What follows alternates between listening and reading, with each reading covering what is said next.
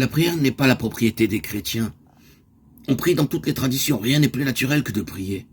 Pour un fleuve, c'est couler vers la mer. Pour un arbre, c'est monter vers la lumière. L'homme qui ne prie pas n'est plus un homme dans la plénitude du terme. Il est comme castré de sa dimension la plus essentielle.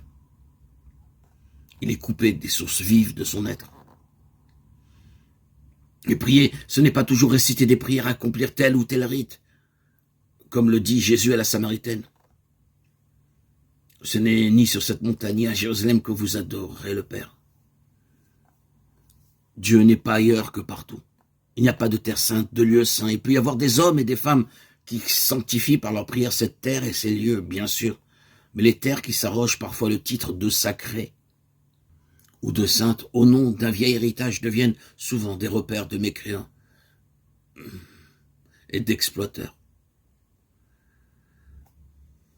Chaque matin, le soleil se lève, et tant qu'il se lèvera, je me tiendrai debout avec lui, avec tout pour prier.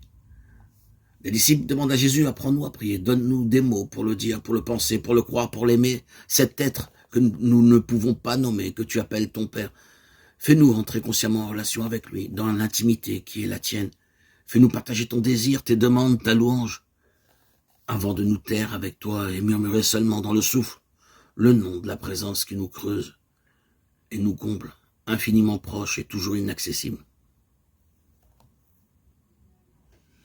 Ma prière, c'est mon désir, disait saint Augustin. L'important dans la prière, ce ne sont pas les mots, mais le désir qui les habite. Avant d'explorer les paroles qui expriment ce désir, il faut donc nous interroger sur ce qu'est ce désir nommé prière.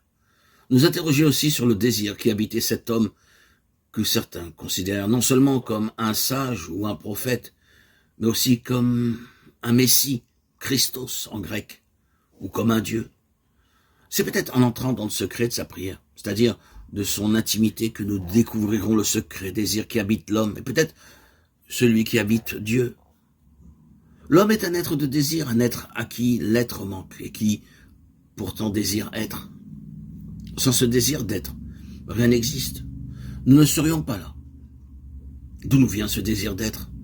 Certains diront qu'il s'enracine dans le ça, pulsion de vie, instinct, vitalité, expression, expansion. Et lorsque ça vient à manquer, nous dépérissons. Lorsque ça désire, lorsque ça prie, sa vie, lorsque ça ne désire plus, lorsque ça ne prie plus, ça meurt.